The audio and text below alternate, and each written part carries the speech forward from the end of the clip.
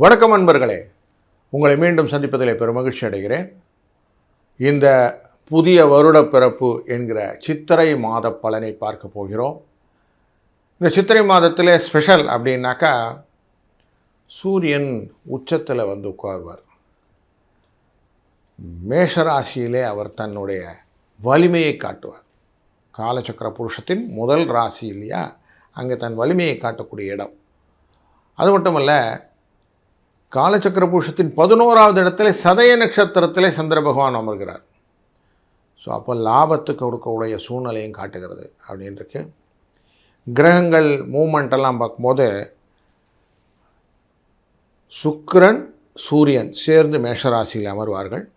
லக்னமாக ரிஷப லக்னம் அமைந்துவிடும் இந்த மாதம் பிறக்கும்போது. குரு 3ஆம் இடமான மிதுன ராசியிலே அமர்ந்திருப்பார் புனர்பூசம் என்கிற தன்னுடைய சுயசாரத்திலேயே. கேது மகம் என்கிற தன்னுடைய சுயசாரத்திலே அமர்ந்து கொள்வார் சிம்ம ராசியிலே.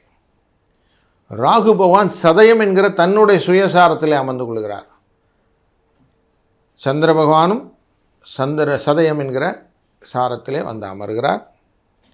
உத்திரட்டாதி என்கிற நட்சத்திரத்தின் கீழே, அந்த சாரத்தின் கீழே சனி பகவான், புதன் மற்றும் செவ்வாய் அமர்ந்து, எல்லாம் ஒரே சனி அப்படின்னு சொல்லுவ மாதிரி மீன ராசியில் இருப்பார்கள். இப்படி ஒரு கூட்டுக்கலவையாக இந்த மாதத்தின் தொடக்கம் இருக்க போகிறது. 19ஆம் தேதி ரிஷப ராசிக்குள்ளே சுக்கிரன் வந்துடுவார். அதுபோல் 30ஆம் தேதி மேஷ ராசிக்குள்ளே புதன் வந்துடுவார். 11ஆம் தேதி மே மாதம் 11ஆம் தேதி மேஷராசிக்குள்ளே செவ்வாய் வருவது தான் முக்கியமான நிகழ்வு. ஏன்னா அங்கே சூரியனும் சுக்கிரனும் சேர்ந்து அமர்ந்து கொள்வார்கள். இது ஒரு ராஜயோகத்தை கொடுக்கக்கூடிய சூழ்நிலையை கொண்டு வரும். அதனால் அதுவும் ரொம்ப முக்கியமான நிகழ்வையும் நம்ம மனசில் வச்சுக்கணும். 14ஆம் தேதி மிதுன ராசிக்கு சுக்கிரன் சென்று விடுகிறார். அதே 14ஆம் தேதி ரிஷப ராசிக்கு புதன் வந்து விடுவார். ஸோ இப்படி எல்லாரும் கலவையாக இருக்கக்கூடிய இந்த சூழ்நிலையில் நமக்கு ஒரு ராசிக்கும் எப்படி பலன் அப்படிங்கிறத பார்க்க போகிறோம். அது டீட்டெயிலாக ஒரு ராசிக்கும் பொது பலனை டீட்டெயிலாக பார்க்க போகிறோம். அதனால் தவறாமல் அவசியம் பாருங்கள். கடகராசி அன்பர்களே, மற்றவர்களை உயர்த்துவதும் அவர்களுடைய வாழ்க்கையிலே அவர்களை செம்மைப்படுத்தி அனுப்புவதும் உங்களுக்கு ஒரு பெரிய வேலையாக அமைஞ்சிட்ருக்குது. அதில் உங்களுக்கு சந்தோஷமும் இருக்குது. எனக்கு கன்ஸ்ட்ரக்டிவாக அடுத்தவங்களோட லைஃப்பை க்ரியேட் பண்ண தெரியும் அப்படிங்கிற அந்த ஒரு ஸ்ட்ராங் எனர்ஜி தான் உங்களை நிறைய காரியங்களை செய்ய வைக்குது. நான் வளர்ந்துட்டேன் அப்படிங்கிறது மட்டும் இல்லை, மற்றவர்களையும் வளர்த்து விடுவேன் அப்படின்னு சொல்லி வளர்க்குறீங்க. ஆனால் வளர்ந்தவர்கள் உங்களை மதிக்காத போது அந்த வலியை தாங்க முடியாமல் கவலைப்படுவதும் உங்கள் வழக்கமாக இருக்கிறது. அப்போ சொல்கிறீங்க, குழந்தை அம்மா உதைச்சா நம்ம என்ன வருத்தப்பட போகிறோமா அப்படிங்கிற மாதிரி ஒரு வசனத்தை சொல்லி நீங்கள் உங்களை தேற்றி கொண்டு அதுக்கப்புறம் மற்ற காரியத்தை செய்ய போகிறீங்க. இப்படிப்பட்ட உங்களுக்கு உங்கள் ராசியின் 2ஆம் இடத்துக்காரரான சூரிய பகவான் உச்சம் அப்படிங்கிற மேஷ ராசியில் போய் உட்கார்றார். உச்சத்திலே அமரக்கூடிய இந்த சூரியன் அமர்ந்தது உங்கள் ராசியினுடைய அனைத்து விதமான பலங்களை கொடுக்கக்கூடிய கேந்திரஸ்தானத்தில் உட்கார்றார். 10ஆம் இடம் அப்படிங்கிறதுல வலுவாக அமர்ந்திருக்கிறார்.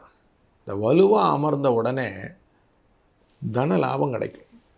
10ல் ஒரு பாவியாக இருந்தாலும் நல்லதுன்னு சொல்லுவாங்க. தன லாபத்துக்குரிய வேறே போய் உட்காந்துருக்கிறார், அந்த சூரியனே உட்காந்துருக்கிறார். அப்போ பணம் வருமானா கன்ஃபார்மாக வரும், கவலைப்படாதீங்க. அது மட்டும் இல்லை, வாகனங்கள், வீடு வாங்கிறது, யோகமான காரியங்கள் இதெல்லாம் செய்ய போகிறீங்க. இது எல்லாமே தன லாபத்தை பெருக்குவதற்கான வாய்ப்புகள் உண்டு. என குருவும் பார்க்குறார் 4ஆம் இடத்தை.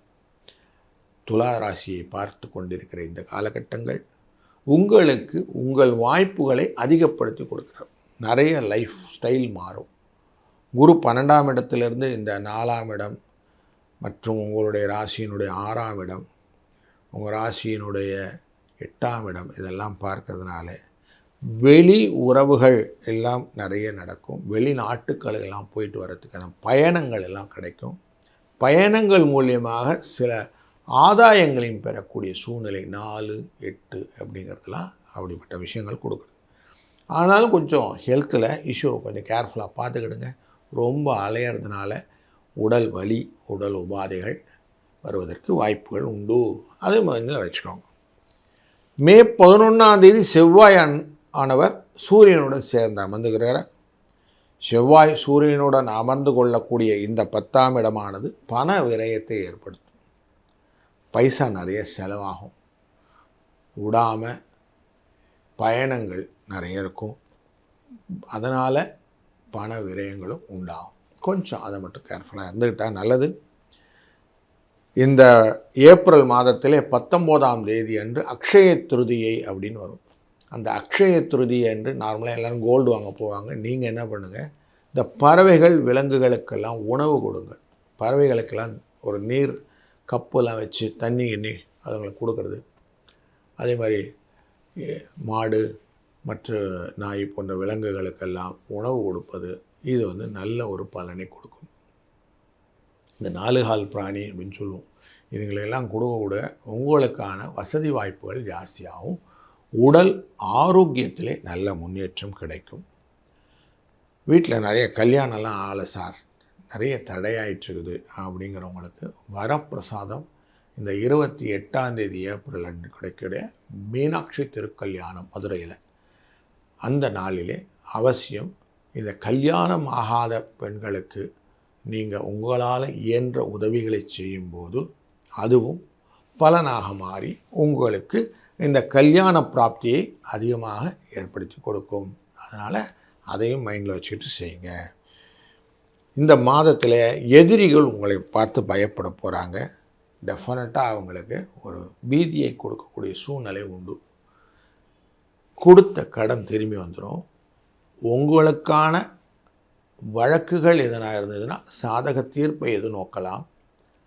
உங்ககிட்ட எவனும் வாலாட்ட முடியாது அப்படிங்கிற சூழ்நிலையை நிம்மதியாக வச்சுக்கலாம். மற்றவர்களின் மனதை புரிந்து கொண்டு வசியம் செய்யக்கூடிய எண்ணங்கள் நிறைய வரும். அதனால் பண வரவும் உண்டு, மற்றவர்களின் சேர்க்கையும் உண்டு.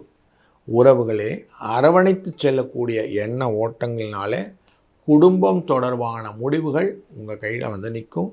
அதனால் நீங்கள் செய்யக்கூடிய காரியங்கள் உற்றார் உறவினருடன் ஒரு நல்ல பரஸ்பர அன்புடன் நீங்கள் செய்யக்கூடிய காரியங்கள் உங்கள் மனசுக்கு சந்தோஷமாக இருக்கும் அப்படிங்கிறதும் இருக்குது. குழந்தைகள் வழியிலே நல்ல முன்னேற்றங்கள் உண்டு.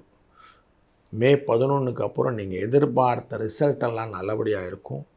அதன் பிரகாரம் அவங்களுடைய வாழ்க்கையை நீங்கள் தீர்மானித்து அவங்க பயணத்தை தொடர்வதற்கான நிறைய முன்னேற்ற பாதையை நீங்கள் வகுக்க முடியும். கொஞ்சம் கடன் அதுக்காக வாங்க வேண்டியிருக்கு.